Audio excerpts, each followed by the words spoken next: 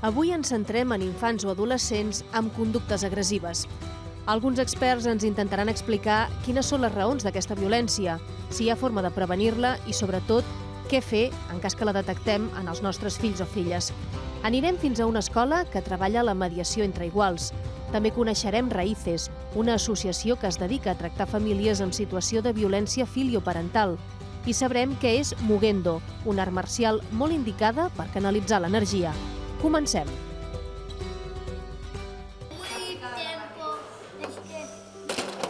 L'agressivitat és una resposta natural de l'ésser humà davant de quelcom que el contraria. Aquesta pot aparèixer puntualment durant la primera infància, però s'ha d'anar alerta quan la conducta esdevé habitual. Els infants, entre els 2 i els 4 anys, manifesten la frustració mossegant, cridant, plorant o pegant. És també l'etapa en què comencen a interactuar i, per tant, quan apareixen els primers conflictes entre iguals. Hay que hacer una diferenciación entre la agresividad y lo que es la conducta agresiva. La agresividad es, digamos, un conjunto de emociones, de sentimientos, de pensamientos que tenemos nosotros más dentro de nuestro campo interno. Esta agresividad se puede saltar nuestras barreras, ¿no? y manifestarse en lo que nos rodea, en el ambiente que nos rodea, de muchas maneras, ¿vale? Entonces, el componente agresivo o la conducta agresiva no tiene por qué ser en algunos momentos, dependiendo del estado de la vida, tiene que ser patológica. Por ejemplo, en edades tempranas, una conducta agresiva podría ser el pataleo de un niño, el llanto, que se mordisquean algunos, ¿no? Los niños pequeños. Quan els nens i nenes petits es deixen portar per impulsos i protagonitzen alguna rebequeria, el que es recomana a les famílies és ignorar la conducta de la criatura, així com no respondre a les seves exigències. Són les rebequeries un indici d'una futura conducta agresiva?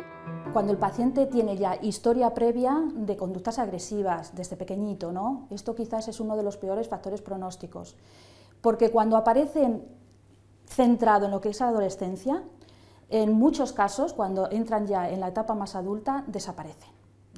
Las que menos desaparecen son las que precisamente vienen ya desde pequeñitos arrastrando esas conductas agresivas. A ver, la agresividad nosotros la definimos como cualquier conducta que tiene una intencionalidad de hacer daño al otro, ¿no? Ya sea verbal, física, económica, de aislamiento, etc. Entonces, ¿cuándo se convierte en un problema? Es difícil marcar un antes y un después, pero yo, por la experiencia que tengo, yo lo definiría como un problema o lo trataría como un problema cuando, por ejemplo, se da de una manera muy intensa, cuando se da con una frecuencia muy habitual, cuando la persona no es capaz de ver que está haciendo daño a los demás, es decir, carente totalmente de empatía. Son algunos datos o algunos indicadores que nos pueden hacer llegar a tratarlo por problema. Hi ha certes conductes de risc que poden afavorir comportaments violents, com per exemple el consum de tòxics. Al centre hospitalari Benito Meni, de Sant Boi, arriben els casos ja molt greus, on la violència pot ser un símptoma d'un trastorn conductual. Ellos están abandonando la parte infantil para adentrarse en el mundo de los adultos y ahí, por razones hormonales, por razones propiamente evolutivas, los chicos se autovaloran a sí mismos y tratan de valorarse con respecto a los demás. Es como un feedback, ¿no? Entonces, a veces las conductas agresivas tienen que ver con el decirle al otro lo bueno que soy yo, ¿no? O lo poderoso que soy yo delante de ti, o el reafirmarse ante el adulto. Por eso las conductas agresivas en los adolescentes sobre todo son con las figuras de autoridad, profesores o padres. On també arriben els casos més greus de violència és el jutjat de menors, on treballa el Toni, des de fa 25 anys, com a psicòleg del Departament de Justícia, tractant amb joves infractors de 14 a 18 anys que han comès algun delicte penal. La causa de la violencia y de la agresividad, y yo llevo muchos años trabajando en esto, es multifactorial. Jóvenes adolescentes que pasan por un periodo evolutivo de la adolescencia un poco conflictivo y la manera de resolver los conflictos es la agresividad. Hay chicos que han aprendido patrones de conducta relacionados en la agresividad porque lo han visto en sus padres o lo han visto en sus hermanos mayores y lo ven como una manera de conseguir sus objetivos. Puede haber patologías graves, puede haber consumo de sustancias. Bueno, pues la agresividad, cuando es así, mantenida o fuerte, nos tendría que avisar o ser un sistema de aviso de que algo le está pasando. Y claro, el primer paso sería hablar con el profesor, a ver qué está pasando, ver cuáles son pues, el entorno del niño, cuándo ha sucedido, cómo ha sucedido, mirarse a la familia a sí misma si es que hay algún mal funcionamiento, hay una situación de estrés en la familia, una separación, un divorcio, un desempleo. Les conductes agressives són normalment un símptoma d'algun desequilibri dins el nucli familiar. Per exemple, les separacions mal gestionades poden provocar un comportament violent en l'infant o el jove. Molts cops, les manifestacions agressives dels fills i filles no són més que una forma de cridar l'atenció dels adults. D'altres, una mostra de que cal un pacte entre pare i mare per consensuar unes normes comunes. O no hi ha una referència clara, o les pautes no són clares, moltes vegades tenen disparitat de pautes, perquè clar, si els pares no es comuniquen, cadascú marca les seves pautes, acaba comportant que el criu posa una mica en jaque el sistema, ja sigui cap a dintre casa com cap a fora. Per què? Perquè al final necessiten referents sòlids que donin seguretat, o sigui, amb determinades edats, adolescents, bueno, dic adolescents, però 14, 15, 16, no? Els nens necessiten referents. Clar, i els pares moltes vegades, que aquests són els que a vegades venen, no? Els has de resituar a dir, qui mana aquí, vosaltres o els vostres fills? Si vosaltres no us poseu d'acord amb quins són els límits, us els posa ells. Una vegada una nena anava pel carrer i va pagar amb una altra directament, i clar, l'altra no entenia perquè l'havia pagat. I els Mossos d'Esquadra va ser els que els van recomanar intentar fer una mediació, intentar parlar-ho. Clar, aquesta nena, al fons, el que ens va dir, i va dir als pares, és que és això, fins que no la liu por ahí, no us asseieu a parlar. O sigui, l'agressivitat s'ha de veure també d'on ve, perquè un criu no és agressiu perquè sí, ni un adult. S'ha d'anar a buscar una mica la causa, i en determinats casos hi ha un component que és la dinàmica que tenen entre els pares, clar.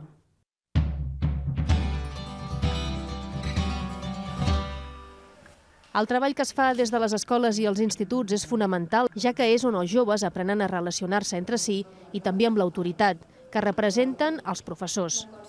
Anem fins a Santa Coloma de Gramenet, on l'Institut Ramon Berenguer IV ja fa 10 anys que té un projecte de mediació entre iguals, per resoldre conflictes entre l'alumnat. Hola, soc Paula i vaig a tercer B i, com han dit les meves companyes, us ajudarem a resoldre el vostre problema. Hola, soc Didac i soc de tercer C. Hola, soc Ferran i soc de tercer C també. En aquest institut ja fa 10 anys que l'apliquem i n'estem molt contents. Vull dir, hi ha hagut molts alumnes mediadors que han ajudat a molts d'altres alumnes a resoldre conflictes. Els alumnes mediadors ho fan de forma voluntària després d'una formació específica que els ensenya a saber escoltar i a ser assertius i empàtics. Sobretot l'empatia és clau. Vull dir, un conflicte es pot resoldre quan l'altra persona és capaç de posar-se en el lloc de l'altre, de sentir com se sent l'altra persona. Aquesta és la clau. Després també treballem l'assertivitat, perquè molts dels conflictes són perquè les persones no saben expressar el que els passa o no tenen tampoc eines per dir-ho, i aleshores, quan exploten, doncs és una baralla. Doncs també parlem molt de l'assertivitat, com expressar el que sentim, la forma de dir-ho. No posarem de part de ningú i no jutjarem. Heu de parlar i escoltar-vos per tons, i el més important és que el que es parli aquí és confidencial i heu de tenir la total confiança. A primer d'ESO, la meva tutora, la Fina, ens va parlar d'aquest servei que hi ha a l'institut i em va interessar molt. Després, a segon de l'ESO, hi havia una optativa que era la mediació, on deia tot sobre la mediació i on podies fer-te mediador. I vaig escollir aquella optativa i em va agradar molt. He fet ja, crec que uns 5, els vaig fer l'any passat, quan vaig començar a ser mediadora. I tots, crec que, o quasi tots, han sigut baralles o dues persones en la mateixa aula que no es cauen bé o qualsevol cosa. El Didac i el Ferran ja fa molt de temps que tenen una molt mala relació. Tots dos són conscients que això els està provocant problemes a nivell escolar, així que han decidit sotmetre's a una mediació per mirar d'aprendre a gestionar el conflicte. I per què ho feu? Perquè ens caiem malament. I tu com et sents? Malament. He vingut a la mediació perquè vull canviar i comportar-me a la classe. Jo trobo que ho arreglaré, clar, si ell vol parar de molestar-me, i bueno, jo també, perquè jo també l'insulto. L'agressiu ha d'intentar controlar-se perquè si no es posen molts problemes. Força sovint són els alumnes agressius els que, per no tenir una forma correcta d'expressar el que senten, els expulsen de classe o tenen problemes amb professors. I els altres, les persones més tímides o que encara no han desenvolupat estratègies socials, doncs aquestes persones callen i a vegades també són víctimes d'abús per part dels altres. Llavors, per tant, treballem amb els dos àmbits. Llavors, si ho he entès bé, a la classe us insulteu. Sí. Tu et sents humiliat quan ell t'insulta. Sí. I a causa d'aquestes baralles podeu interrompre la classe i de vegades podeu ser expulsats d'aquesta classe. Hi ha factors des de la personalitat, hi ha factors de la família, hi ha factors, per exemple, si aquest alumne no sap resoldre les seves emocions o té, per exemple, és un alumne que té certa ansietat o té neguit i això no és incapaç de resoldre-ho per ell mateix perquè és petit o perquè no sap com fer-ho, doncs a vegades toparà amb un altre alumne com ell o toparà amb un professor. Bàsicament ve d'una mala gestió, mala gestió de la teva emoció, mala gestió de la ira, mala gestió de la ràbia. De què us comprometeu a... Ells han signat que en un pròxim conflicte o qualsevol cosa que hi hagi entre ells intentin controlar-se, apartar-se a un lloc, deixar l'altra persona. Treballar per, primer, aturar-nos, saber què ens passa, posar nom a allò que ens passa i un cop sabem què ens passa, que moltes vegades no ho sabem, gestionar-ho de la millor manera, tenir eines. Això sembla que sigui molt complicat, però si de petits ja els ensenyem a aturar-te, un moment de silenci, en lloc d'entrar a la baralla, ara para, calma'n un moment, després en parlem. No és resoldre el conflicte, és donar eines perquè en un pròxim conflicte, ja que sempre hi haurà conflictes, donar eines per poder gestionar-les en aquest moment i no més tard quan el problema sigui més greu.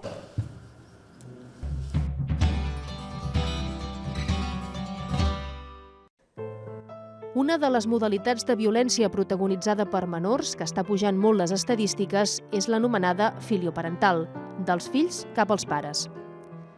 Siempre que se hacen estadísticas en ese tipo de problemáticas, se habla de una cifra oculta. O sea, nunca se hablan de estadísticas totales porque, primero, que hay mucha vergüenza a admitir de que un hijo te está pegando, y luego hay mucho sentimiento de culpa, qué habré hecho yo que no he hecho bien, qué estaré haciendo yo que no he hecho bien, también será culpa mía, con lo cual hasta que los casos que me llegan a mí, desgraciadamente ya son la punta del iceberg, porque claro, ya hay una sentencia y hay una medida judicial, o sea, el delito ya ha tenido que ser grave, pero antes de que llegue a nosotros en justicia, a saber los casos que se están ocultando para que no salgan de casa y se queden en esas cuatro paredes. El Toni Cano col·labora amb Raíces, una associació d'atenció i orientació del conflicte filioparental. Es va fundar l'any 2013 per dues psicòlogues forenses que, observant l'inexistència de serveis per atendre famílies amb aquesta problemàtica, van decidir-se a prestar aquest servei terapèutic. Lo que la diferencia quizás de otros tipos de violencia es que quizás no están ligados como antes podríamos relacionar este tipo de situación a un problema de salud mental, a un problema de consumo de tóxicos, sino que más bien se traduce en una intención de ganar poder dentro del seno familiar. Si puedes tener un poco la voz de alarma cuando dices yo modulo mi comportamiento para que mi hijo no se incomode. Entonces aquí yo creo que podremos sospechar de que estamos teniendo un ligero problema. La tipologia de famílies que els arriba és molt variada. El que tenen totes en comú és que quan arriben el problema està molt arrelat. Venen carregats de culpa i vergonya. ¿Qué he hecho mal para llegar yo a esta situación? Si yo siempre he hecho lo mejor que he sabido, lo mejor que he podido para que mi hijo esté bien, le he dado todo, no sé dónde he fallado. Y llegan un poquito, bastante, con mucho sentimiento de culpa y de responsabilidad hacia la situación. Bueno, aquí lo que tratamos un poco es de decir, la responsabilidad, culpa nunca. Nunca hablamos de culpa, siempre hablamos de responsabilidad y cuando hay un problema de este tipo, obviamente, tienen responsabilidad los padres como el chaval o la chica en este caso. Intentamos de primeras ya intentar un poquito quitar ese sentimiento bueno, con el que llegan. A les famílies els són molt útils les sessions grupals, que els fan no sentir-se únics i sols al món, ja que la problemàtica és compartida. Verte reflejado en otra persona y ver que no estás solo, que no eres el único que está viviendo este tipo de problema, pues te alivia. Y igual también cogen estrategias de otros padres que ya han pasado por lo mismo que tú. Y eso la verdad es que les está siendo muy positivo. La Montse va passar per aquesta situació amb el seu fill fa anys. Ara ja està superada. Assisteix a les teràpies de grup per donar suport a d'altres famílies afectades. El meu fill, que anava a segon de l'ESO, començava a faltar al col·legi. Això va ser un toc d'alarma, no? Vam detectar que, per exemple, el consum de drogues. Es cierto que, por ejemplo, en nuestro caso, lo que nosotros solemos ver es que, y se suele repetir, que bueno, son chavales que normalmente detrás hay consumo, que no van a la escuela, que han dejado de ir al colegio, que no hacen ninguna actividad extraescolar. Y sorprendentemente, ahora estaba pensando, las familias que nos llegan son familias normalmente padre-madre, familias normalizadas que no han tenido ningún tipo de problema a nivel ni que haya antecedentes delictivos, ni antecedentes de tóxicos, ni mentales, o sea, familias totalmente normalizadas, que es un poco lo que sorprende también hoy en día. I vam veure que a la mateixa escola no trobàvem prou recolzament, no se n'en sortien tampoc ells, i ens vam trobar com desplaçats. I busques ajut per on pots, però és que no trobes...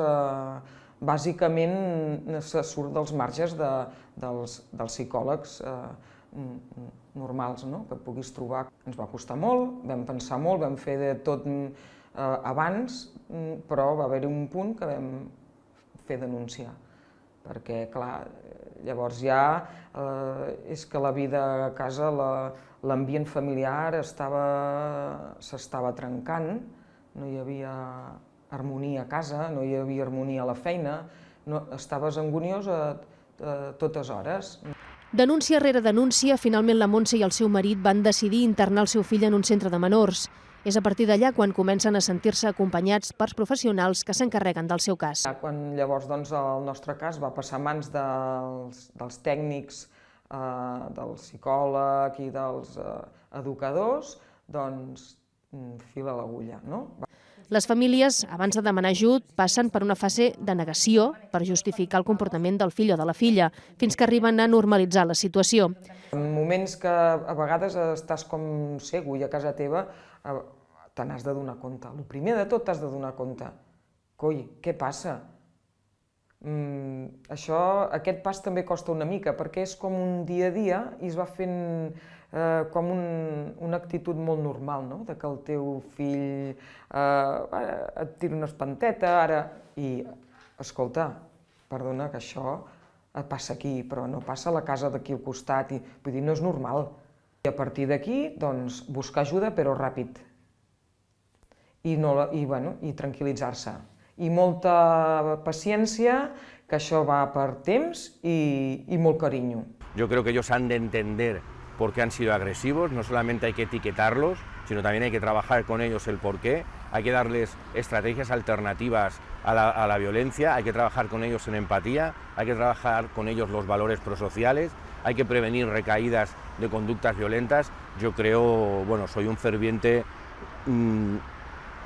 defensor de la rehabilitación y de la reinserción de los jóvenes, porque igual que es muy difícil trabajar con ellos porque están en un momento que la adolescencia es que no quieren cambiar, no quieren escuchar a los demás, también la personalidad no está formada del todo, con lo cual también es más fácilmente moldeable. És ara un adult de 20 anys, ha passat molt el seu i n'ha après molt i ara té un caràcter molt fort, és molt estable i molt bé, té la seva feina, el seu treball, el seu cotxe i viu amb nosaltres i harmonia. Que hi ha no sé, una discussió petita, mirem de posar pau.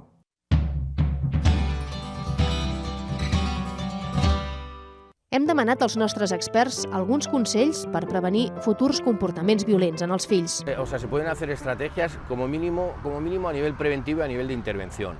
Empiezo por las preventivas. Las preventivas son todas aquellas acciones que van dirigidas a cuando se detecte en la familia algún comportamiento anómalo o en la escuela, que es normalmente donde se identifican estos primeros casos. Yo creo que no los tenemos que dejar pasar, no hay que banalizar, no hay que decir que son cosas de críos. Una cosa es una pataleta puntual y otra cosa es que los niños agredan, los niños monten pataletas ya desde pequeños para conseguir las cosas. El ser permisivo no quiere decir que lo estés haciendo bien, ¿eh? O el ser muy afectivo no quiere decir tampoco que lo estés haciendo bien. Es encontrar el equilibrio entre tratar de estructurar al niño, y para estructurar no hay más remedio que poner una serie, acotar su comportamiento, ayudarle a acotar su comportamiento, y estos son normas, ¿vale? Y junto a ello, pues evidentemente estar ahí a su lado, ¿no? Con afecto, con cariño, estar escuchando lo que te pueda decir. La educación en valores, la educación desde el apego es muy importante, porque si tú generas en el proceso educativo una serie de sentimientos o de capacidades, ¿no? Es más fácil que que ese hijo o esa hija en un futuro sea más empático, que tenga otro tipo de capacidades. Si realmente crecen con este desapego, es mucho más difícil que puedan tener esta capacidad en un futuro, y por lo tanto es más fácil que caigan en conductas de este tipo. Incidimos mucho en el tema de que busquen alguna actividad, algo que deporte, arte, no sé, lo que sea, música, lo que sea, algo que les guste.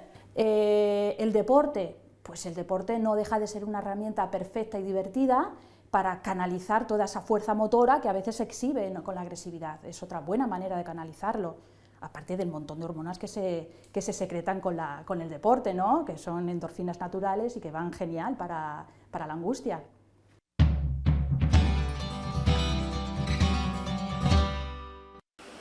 Posició 1.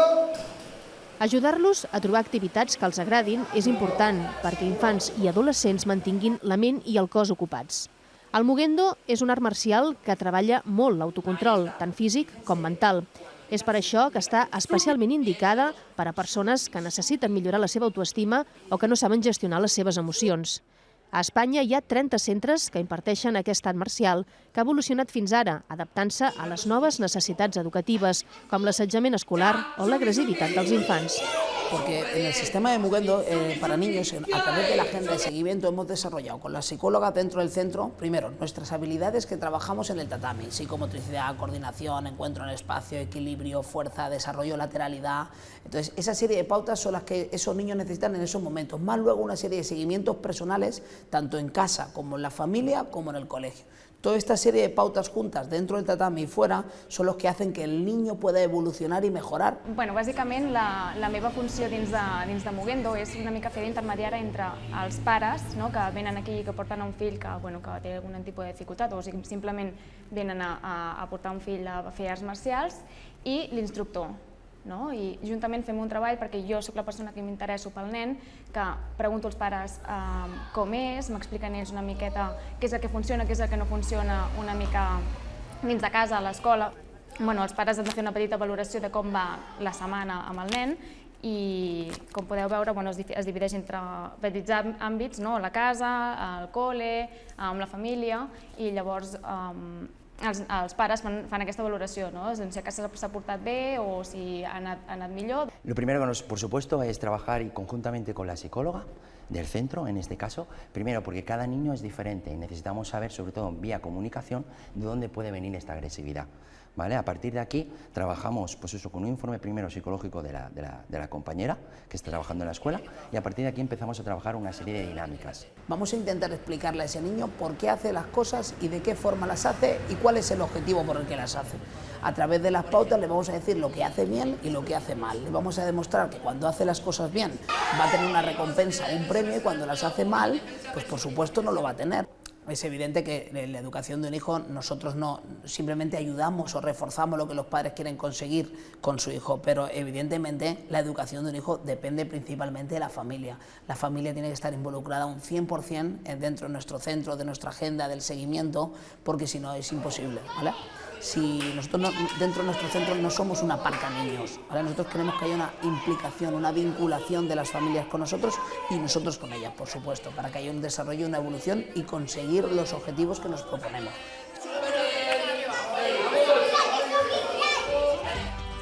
Per acabar, us deixem alguns recursos per ampliar la informació d'aquest capítol. María José Díaz Aguado, catedràtica de Psicologia de l'Educació a la Universitat Complutense de Madrid, recull en el blog personal gran quantitat de material per la prevenció, contenció i erradicació de la violència. Per als més menuts, proposem el conte Què et passa, Miola?, que ha escrit l'Anna Llenes, editat per Cruïlla. Fins la propera setmana.